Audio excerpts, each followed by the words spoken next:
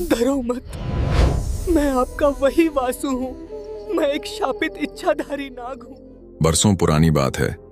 नीलगिरी की तलहटी में यशोदा नाम की एक विधवा स्त्री रहती थी। उसका जीवन संघर्ष की एक ऐसी इबारत था जिसे आंसुओं की स्याही से लिखा गया था। यौवन की दहलीज पर कदम रखते ही उसके पति का देहांत हो गया था। समाज के तानों और गरीबी के बीच वह अपनी छोटी सी झोपड़ी में दिन काट रही थी। उसका कोई सहारा नहीं था सिवाय एक पालतू मैना के, जो उसकी तन्हाई की गवाह थी। एक तपती दोपहर यशोदा जंगल में सूखी लकड़ियां बीन रही थी। भूख और प्यास से व्याकुल उसकी नजर एक खोखली और टेढ़ी लकड़ी पर पड़ी। उसने बिना सोचे उसे उठाया और अपने गट्ठर में बांध लिया। उसे आभास भी नहीं था कि उस लकड़ी के भीतर एक नन्हा सुनहरे रंग का नाग का बच्चा काल की मार से बचने के लिए छिपा बैठा था। घर पहुंचकर जैसे ही यशोदा ने गट्ठर खोला, वह नन्हा जीव फुदक कर बाहर निकल आया। यशोदा पहले तो डर से कांप उठी। उसने लाठी उठाई, पर तभी उसकी नजर उस नन्हे जीव की मासूम आंखों पर पड़ी। वह डरा हुआ था, थरथरा रहा था। यशोदा की ममता जाग उठी। उसने सोचा, मैं भी अकेली हूं और यह भी भटका हुआ है। उसने उसे मारा नहीं, बल्कि एक कटोरी में गाय का दूध उसके सामने रख दिया। उसने उसका नाम रखा वासु। दिन हफ्तों में और हफ्ते महीनों में बदलते गए। वासु अब केवल एक सांप नहीं था, वह यशोदा का बेटा बन चुका था। वह घर के आंगन में खेलता, मैना के साथ अटखेलियां करता और रात को यशोदा के सिरहाने सोता। धीरे धीरे साल बीत गए और वासु एक विशाल, तेजस्वी और चमकीले नाग में बदल गया। उसकी देह से एक मंद मंद सुगंध आती थी। एक पूर्णिमा की रात, जब चांद अपनी पूरी आभा बिखेर रहा था, झोपड़ी के भीतर एक अलौकिक नीली रोशनी फैली। यशोदा की नींद खुली तो उसने देखा कि वासु की जगह एक अत्यंत सुंदर, बलिष्ठ और राजकुमार जैसा युवक खड़ा है। उसके माथे पर एक दिव्य चमक थी। यशोदा भयभीत होकर पीछे हटी। तब उस युवक ने झुककर उसके पैर छुए और रूंधे हुए गले से बोला, मां, डरो मत, मैं आपका वही वासु हूं। मैं एक शापित इच्छाधारी नाग हूं। सदियों पहले एक आर्षी के शाप ने मुझे इस रूप में बांध दिया था, लेकिन आपकी निस्वार्थ ममता ने मेरे शाप के प्रभाव को कम कर दिया है। अब मैं रात्रि के समय अपना वास्तविक स्वरूप धारण कर सकता हूं। अगली सुबह वासु मानव रूप में ने अपनी मां के हाथ थामे और एक ऐसी बात कही जिसने यशोदा के होश उड़ा दिए। उसने कहा, मां, अब समय आ गया है कि हमारी गरीबी के दिन समाप्त हों। आप राजा विक्रम सिंह के दरबार में जाइए और उनकी इकलौती पुत्री राजकुमारी चंद्रिका का हाथ मेरे लिए मांगिए। यशोदा हक्की बक्की रह गई। वह बोली, बेटा, राजा अपनी बेटी का हाथ एक निर्धन विधवा के बेटे को क्यों देगा?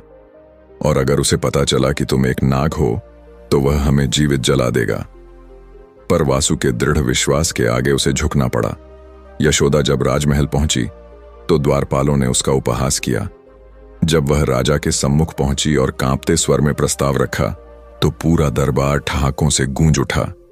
राजा विक्रम सिंह क्रोध से लाल हो गया। उसने चिल्लाकर कहा, एक सपेरे की मां की यह हिम्मत! सैनिकों, इसे घसीटते हुए बाहर ले जाओ और ऐसी इब्रत सिखाओ कि फिर कोई नीच व्यक्ति ऊंचे सपने न देखे। सैनिकों ने यशोदा को महल की सीढ़ियों से नीचे फेंक दिया। उसका हाथ कई जगह से टूट गया और शरीर लहूलुहान हो गया। जब वह रोती कराहती घर पहुंची तो वासु की आंखों में अंगारे दहक उठे। उसने अपनी नागमणि निकाली और मां के घावों पर स्पर्श किया। देखते ही देखते यशोदा का शरीर पहले जैसा स्वस्थ और कांतिवान हो गया। वासु ने हार नहीं मानी। उसने मां को फिर भेजा। राजा ने इस बार एक असंभव शर्त रखी, अगर तुम्हारा बेटा सच में जादुई है तो कल सुबह होने से पहले तुम्हारी झोपड़ी की जगह एक ऐसा स्वर्ण महल होना चाहिए जो मेरे महल को भी फीका कर दे, और उस महल के द्वार पर 500 सुसज्जित हाथी और 1000 अश्वारोही मेरा स्वागत करने के लिए खड़े होने चाहिए। यदि ऐसा हुआ तो मैं अपनी बेटी का विवाह कर दूंगा, अन्यथा तुम दोनों की गर्दन काट दी जाएगी। यशोदा रोती हुई घर आई, पर वासु मुस्कुराया। आधी रात को वासु झोपड़ी से बाहर निकला। उसने आकाश की ओर देख अपनी दिव्य मणि का आह्वान किया। हवाएं चलने लगीं, धरती कांपी और प्रकृति के गुप्त दूतों ने कार्य प्रारंभ किया। अगली सुबह जब राजा की आंख खुली तो उसने खिड़की से बाहर देखा और उसके हाथ से मदिरा का प्याला गिर गया। जहां कल तक धूल और झाड़ियां थीं, वहां आज एक स्वर्ण महल सूर्य की किरणों में जगमगा रहा था। उसकी ऊंचाई बादलों को छू रही थी। महल के सामने हाथियों की चिंगाड़ और घोड़ों की हिनहिनाहट गूंज रही थी। राजा समझ गया कि यह कोई साधारण मनुष्य नहीं, बल्कि स्वयं देवों का अंश है।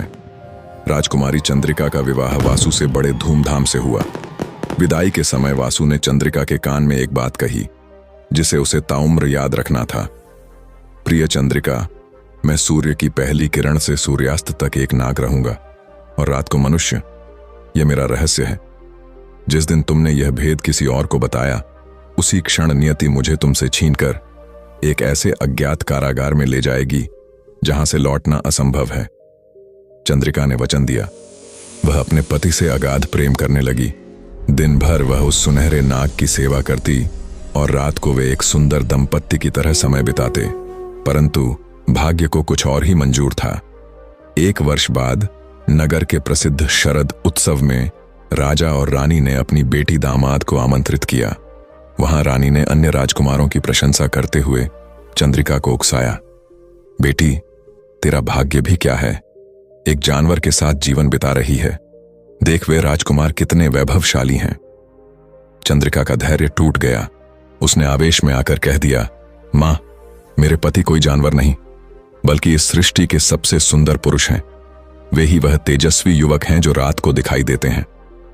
जैसे ही ये शब्द उसके होठों से निकले, एक भयानक गर्जना हुई। महल के झरोखे से एक काली छाया निकली और वासु को अपने साथ उड़ा ले गई। चंद्रिका चीखती रह गई, पर वासु जा चुका था। चंद्रिका पश्चाताप की अग्नि में जलने लगी। उसने राजसी वस्त्र त्याग दिए और जोगन का भेष धारण कर निकल पड़ी। भटकते भटकते वह एक बूढ़े सन्यासी के पास पहुंची। सन्यासी ने बताया, पुत्री, तेरा पति अब अतल सागर के उस पार एक मायावी तांत्रिक की कैद में है। वह तांत्रिक वासु की मणि का उपयोग करके अमर होना चाहता है। चंद्रिका ने हार नहीं मानी। उसने 3 दिन और 3 रात समुद्र तट पर निराहार रहकर वरुण देव की तपस्या की। उसकी भक्ति देख समुद्र देव प्रकट हुए और एक विशाल कछुए का रूप धरकर उसे समुद्र पार कराया। उस टापू पर पहुंचकर चंद्रिका ने देखा कि एक गुफा में वासु को कांच के एक अभेद्य पिंजरे में रखा गया है। तांत्रिक बड़ा ही क्रूर था। उसने चंद्रिका को देखा और अट्टहास करते हुए बोला, तू यहां तक आ गई? ठीक है, अगर तू अपने पति की जान चाहती है तो तुझे कल सुबह तक एक ऐसे पहाड़ी राक्षस का सिर लाना होगा जिसने यहां आतंक मचा रखा है, अन्यथा मैं तेरे पति के शरीर से मणि खींच लूंगा। चंद्रिका ने अपनी बुद्धि का प्रयोग किया।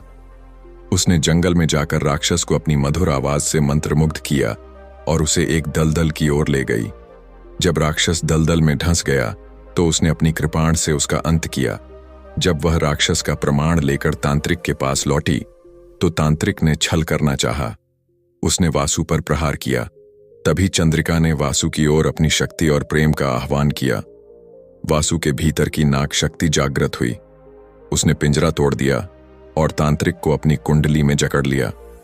वासु के विष ने तांत्रिक की माया को भस्म कर दिया। पुनर्मिलन और शाश्वत सुख श्राप की अवधि समाप्त हो चुकी थी, क्योंकि चंद्रिका ने अपने प्राणों की बाजी लगाकर अपने पति को छुड़ाया था। वासु अब सदैव के लिए एक पूर्ण मानव बन गया। वे दोनों उड़ते हुए रथ पर सवार होकर वापस नीलगिरी लौटे।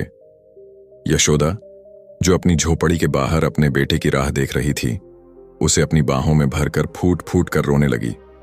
राजा विक्रम सिंह ने अपनी भूल स्वीकार की और वासु को अपना उत्तराधिकारी घोषित किया। निष्कर्ष, यह कहानी हमें सिखाती है कि रिश्ता खून का हो या भावना का, यदि उसमें सच्चाई हो तो वह ईश्वर को भी झुकने पर मजबूर कर देता है। यशोदा की ममता और चंद्रिका के अटूट विश्वास ने काल के लिखे को भी बदल दिया।